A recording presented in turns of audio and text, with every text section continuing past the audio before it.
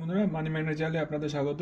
আজকের ভিডিওতে আমি বিসিসিএল আইপিওটার যে শেয়ার হোল্ডার কোটা, সেটাতে কী করে কী অ্যাপ্লাই করা যায় বা না করা যায় সেটা নিয়ে আমি আলোচনা করবো। এর জন্য আমার সাবস্ক্রিপশনে পার্টে আসতে হবে। সাবস্ক্রিপশন পার্টে যদি আপনি আসি, এখানে দেখতে পাবেন কিউআইবি কোটাতে হয়েছে 0.30 টাইমস, নন ইনস্টিটিউশনাল বায়ারের জন্য হচ্ছে 6.45 টাইমস, বিগিনারেতে 15.21 টাইমস, স্মল বায়ারে 18.92 টাইমস, এবং রিটেলের জন্য 9.45 টাইমস, অলমোস্ট 10, আর শেয়ার হোল্ডারে অলমোস্ট 11 টাইমস, এবং অল টোটালে একদিনে 8.18 টাইমস মতন হয়েছে। খুব দুর্দান্ত সাবস্ক্রিপশন হয়েছে, খালি কিউআইবি কোডাটা বাদ আছে, কারণ এটাই দেখা যাক লাস্ট ডেটে হয়তো ভালো সাবস্ক্রিপশন আমরা আশা করছি। এবার আমি যেটা আশা করছি, এর আগেও অনেক কটা যে ভালো ভালো আইপিও এসেছিলো মার্কেটে, যেমন আইসিআইসিআই প্রুডেন্সিয়াল, মিশো বা অন্যান্য যে আইপিওগুলো এসেছিলো ভালো, তাদের ক্ষেত্রে দেখা গেছে কিউআইপিগুলোতে বড় সড়ো একটা সাবস্ক্রিপশন দেখা যায়, 100 to 150 মতন টাইমসের সাবস্ক্রিপশন দেখা যায়।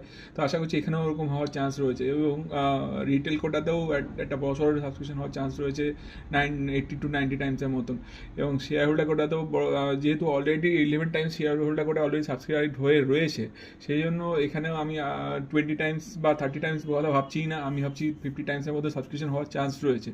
এবার সেই কারণেই মেন আসল তত্ত্বে আসি যে শেয়ার হোল্ডার কোটাতে যে এত বড় একটা সাবস্ক্রিপশন হওয়ার চান্স রয়েছে, সেই জায়গায় দাঁড়িয়ে আমাদের কী করা উচিত, যে আমরা যদি শেয়ার হোল্ডার কোটা অ্যাপ্লাই করতে চাই, তাহলে সেক্ষেত্রে আমি মনে করি শেয়ার হোল্ডার কোটাতে আপনার কাছে যদি যথেষ্ট পরিমাণ টাকা থাকে, তাহলে আপনারা চেষ্টা করবেন ম্যাক্সিমাম লটটা দেওয়ারই, মানে 14 লটস দেওয়ার, অ্যাপ্লাই করার। কিন্তু সেই পরিমাণ যদি টাকা না থাকে, তাহলে চেষ্টা করবেন অন্ততপক্ষে 3 লট দেওয়ার বা অন্ততপক্ষে 2 লট দেওয়ার।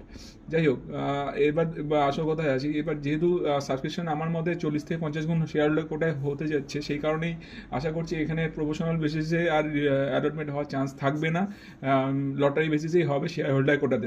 লটারি বেসিসে হলে কে 14 লটে কে অ্যাপ্লাই করলো, কে 1 লটে করলো বা 2 লটে 3 লটে, সেগুলো আর ম্যাটার করবে না, পুরোপুরি লটারি হয়ে যাবে রিটেল কোটার মতন। সেক্ষেত্রে আমি মনে করি আপনারা যারা শেয়ার হোল্ডার রয়েছেন, তা শেয়ার হোল্ডার কোটাতে 1 লট এবং রিটেল কোটাতেও 1 লট হিসাবে অ্যাপ্লাই করুন, এবং আমি মনে করি সেটাই বেস্ট হবে। কারণ শেয়ার হোল্ডার কোটা রিটেল কোটা দুটো কম্বাইন করে, বা শেয়ার হোল্ডার স্মল এনআই বা বিগ এনআই দুটোকে কম্বাইন করে এভাবে করতে পারেন। এই ভিডিওটা এই পর্যন্তই। কেমন লাগলো সেটা আমায় জানাবেন। আমার চ্যানেলের ভিডিওগুলো কেমন লাগে সেটা আমায় জানাতে পারেন কমেন্ট করে। আর যদি আমার চ্যানেলের ভিডিওগুলো ভালো লাগে, তাহলে আমার চ্যানেলটা সাবস্ক্রাইব, শেয়ার অ্যান্ড লাইক করে আমার পাশে থেকে আমার চ্যানেলটা গ্রো করতে হেল্প করবেন। ধন্যবাদ।